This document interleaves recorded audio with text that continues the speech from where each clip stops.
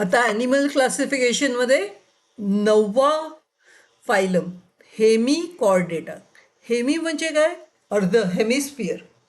आणि कॉर्डेटा म्हणजे हा पूर्ण कॉर्डेटा नाही आहे, अर्धवट कॉर्डेटा आहे.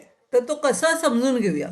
तर ह्याचं उदाहरण आहे हे एक प्रकारचे किडे आहेत आणि ह्याचं उदाहरण आहे बलानोग्लॉसस. तर त्यांचं शरीर जे असतं ना त्याचे 3 भाग असतात.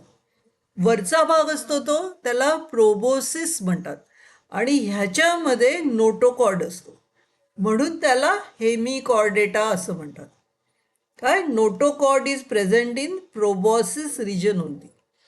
त्याच्या खाली त्यांना कॉलर असते आणि कॉलरच्या खालचा जो पूर्ण पार्ट आहे, पूर्ण पार्टला ट्रंक म्हणतात. म्हणजे काय? प्रोबॉसिस, कॉलर आणि ट्रंक. आणि ह्यांना इकडे फॅरेंजियल गिल स्लिट्स असतात. ह्यांना फॅरेंजियल गिल स्लिट्स असतात. ओके. तर अशा प्रकारचा हा किडा आहे. आणि हा किडा आहे ना, हा जमिनीमध्ये बिळ करून राहतो. तर तो असा त्या प्रोबॉसिसनी असं बिळ करायला त्याला स्ट्रेंथ मिळते आणि तो खाली खाली खाली खाली घालून असं त्याचं बिळ तयार करतो. ओके. दुसरा किडा आहे सॅकोग्लॉसस. हे जमिनीत राहतात किंवा हे किडे मरीन ॲनिमल्स आहेत. ट्रायप्लोप्लास्टिक आहेत, युनिसेक्शुअल पण आहेत आणि बायसेक्शुअल पण आहेत. ओके. हर्मोफ्रोडाईट म्हणजे बायसेक्शुअल. या किड्यांना हे असे दिसतात म्हणून त्यांना अकॉर्न वर्म्स असे म्हणतात. अकॉर्न म्हणजे एक प्रकारचा नट असतो, त्याच्यासारखे ते दिसतात म्हणून त्यांना अकॉर्न वर्म असं म्हणतात. तर त्याची नोट बघूया. Phylum Hemichordata. Body of these animals is divided into 3 parts as proboscis, collar and trunk. Notochord is present in proboscis region only. Hence, they are called as hemichordates. These animals are also called as acorn worms. These are marine animals, live in burrows in sand. They have one or many pharyngeal gill slits.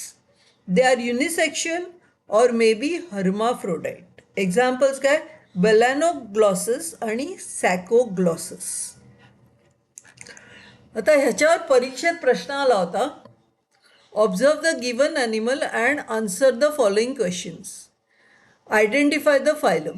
Phylum कुठला आहे? Hemichordata. Write 2 characteristics of that phylum. Phylum Hemichordata. Body of these animals is divided into 3 parts: proboscis, collar and trunk.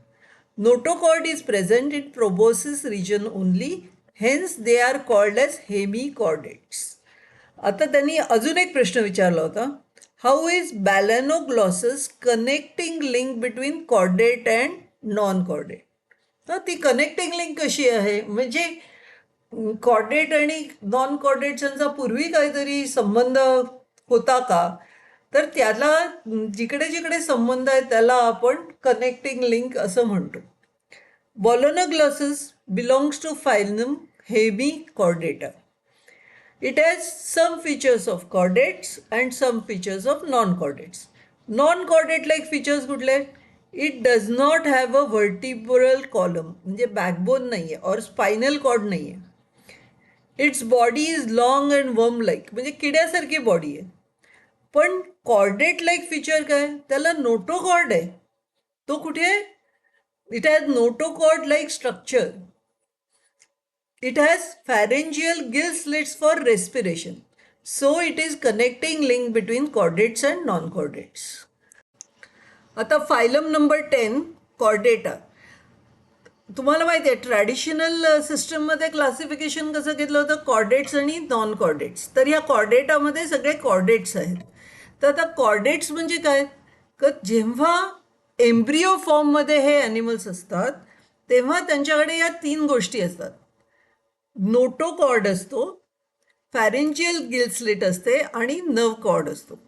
तर तो notochord काय? कधीतरी त्यांच्या आयुष्यभरातल्या स्टेजमध्ये तो असतो आणि it is found on the back side, present at least during some stage of life. मध्ये तो गेला तरी काही हरकत नाही, पण तो कधीतरी असणार आहे. It is found on dorsal back side, पाठच्या बाजूला असतो. नंतर नर्व कॉर्ड असतो. Nerve cord single dorsal nerve cord below notochord हा एक अजून कॉर्ड असतो. It is generally hollow. आणि पुढे जाऊन ह्युमन्समध्ये काय होतं, त्याचा स्पायनल कॉर्ड होतो आणि ह्या नर्व कॉर्डचा वरचा भाग आहे त्याचा ब्रेन होतो. नंतर फॅरेंजियल गिलस्लिट्स, त्यावेळी तो एम्ब्रिओ त्या फॅरेंजियल गिलस्लिटमधून श्वास घेत असतो. Present at least during some stage of life. तर ह्युमन बिईंग्समध्ये तो नंतर निघून जातो, पण माशांमध्ये फिशमध्ये तो जन्मभर राहतो. आणि थर्ड थिंग म्हणजे त्यांना हार्ट असलं तर ते व्हेंट्रल साईडवर असतं. ह्याचे 3 सबफायलम आहेत, युरोकॉर्डेटा, सेफेलोकॉर्डेटा आणि व्हर्टिब्रेटा किंवा क्रेनिएटा म्हणतात त्याला. त्याच्यावरची note वाचूया. These animals have supporting notochord in their body. All chordates are included in same phylum. The phylum Chordata is classified into 3 subphyla: Urochordata, Cephalochordata, Vertebrata or Craniata. Following are important characters of phylum Chordata. Notochord is present in the body during at least any developmental stage.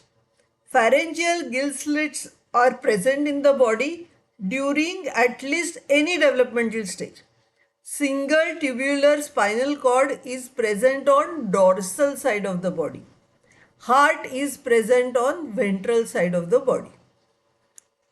आता आपण कॉर्डेटाचा पहिला सबफायलम युरोकॉर्डेटा बघूया. हा अतिशय गमतीदार phylum आहे. आणि ह्याच्यामध्ये काय माहिती आहे, जेव्हा लार्व्हा असते म्हणजे बेबी असतो, हर्डेमिनिया नावाचा एक त्याच्यामधला प्राणी आहे. हां, तर जेव्हा ती बेबी असते ना, तेव्हा तो लार्व्हा असा असतो, ह्याला बेबी हर्डेमिनिया म्हणतात. तेव्हा त्याला नोटोकॉर्ड होतो. आणि जेव्हा तो ॲडल्ट होतो म्हणजे पूर्ण डेव्हलप होतो, तेव्हा ही शेपूट आहे ना ती गळून पडते. आणि हा जो वरचा भाग आहे ना तो मोठा असा गोल होऊन असा समुद्राच्या खाली चिकटून बसतो. तर तो असा दिसायला लागतो. तर हे सगळे जे आहेत युरोकॉर्डेटा, त्या लार्वा स्टेजमध्ये त्यांच्याकडे नोटोकॉर्ड असतो, म्हणून ते कॉर्डेटामध्ये आहेत. ते मरीन ॲनिमल्स आहेत म्हणजे समुद्रात राहणारेच आहेत. आणि ते लार्वा स्टेजमध्ये मुव्हिंग असतात आणि ॲडल्ट झाले का सिडेंटरी होतात, म्हणजे एका जागी बसतात. आणि त्यांचं एक्झोस्केलेटन आहे ना ते अशी पातळ एक अशी चादर ओढल्यासारखं असं त्यांच्या अंगावरती असतं. त्याला ट्युनिक असं म्हणतात. Outer body covering for protection असतं. आणि ते हर्माफ्रोडाईट असतात म्हणजे बायसेक्शुअल असतात. हे त्याच्यामध्येच अँड्रोशियम गायनोशियम कसं असतं फुलात, तसं ह्यांच्यामध्ये सुद्धा बायसेक्शुअल ऑर्गन्स असतात. म्हणजे मेल ऑर्गन्स पण असतात आणि फिमेल ऑर्गन्स पण असतात. ह्याच्याबद्दलची शॉर्ट नोट बघूया. आता हर्डेमिनिया आणि डोलिओलम ही नावं लक्षात ठेवायची त्यांचं एक्झाम्पल म्हणून. आणि तिसरं आहे oikopleura. Okay. Subphylum urochordata. These are marine animals, समुद्रातलीच आहे. Their body is covered by skin like test or tunic. Larvae of these animals are freely swimming and notochord is present only in tail region of the larva. Hence they are called urochordata. Larva metamorphose. मेटॅमॉर्फोचा अर्थ develop किंवा change into adults after settling down at the bottom of the sea. म्हणजे ते larva मोठे झाले का काय होतात, adult झाले का काय होतात, त्यांची शेपूट गळून पडते. आणखीन ते असे चिकटून बसतात समुद्राच्या पायथ्याशी. Generally these animals are hermaphrodite. Example herdmania, doliolum, oikopleura. आता आपण फायलम कॉर्डेटाचा दुसरा सबफायलम बघूया, सेफॅलोकॉर्डेटा. हा आहे ना सबफायलम, हा अगदी छोटासा आणि सोपा आहे. त्याचं एक उदाहरण म्हणजे त्याच्यामध्ये ना छोटे छोटे माशासारखे, मासे नव्हेत, माशासारखे छोटे छोटे ॲनिमल्स असतात जे पाण्यातच असतात हां, आणि सी वॉटरमध्येच असतात ते. आणि त्यांचं नाव काय आहे? ॲम्फिऑक्सस. ॲम्फिऑक्सस. आणि त्यांची गंमत म्हणजे काय? त्यांना नोटोकॉर्ड असतो पूर्ण शरीरभर, सुरुवातीपासून शेवटपर्यंत नोटोकॉर्ड असतो. त्यांना नर्व कॉर्ड देखील असतो आणि त्यांना फॅरिंजियल गिल्स पण असतात. त्यामुळे तिन्ही गोष्टी त्यांच्याकडे असतात, म्हणून ते कॉर्डेट्स आहेत. ही ॲनिमल्स आहेत ती युनिसेक्शुअल आहे, म्हणजे बाबा वेगळे असतात, आई वेगळी असते. तर ॲम्फिऑक्ससमध्ये काय? ॲम्फिऑक्सस आर युनिसेक्शुअल. ओके, हे लक्षात ठेवायचं. तर आता वाचूया. Sub phylum cephalochordata. These are small fish like marine animals. 8 centimetre साधारण त्यांची लेंथ असते. Notochord is present throughout the body length.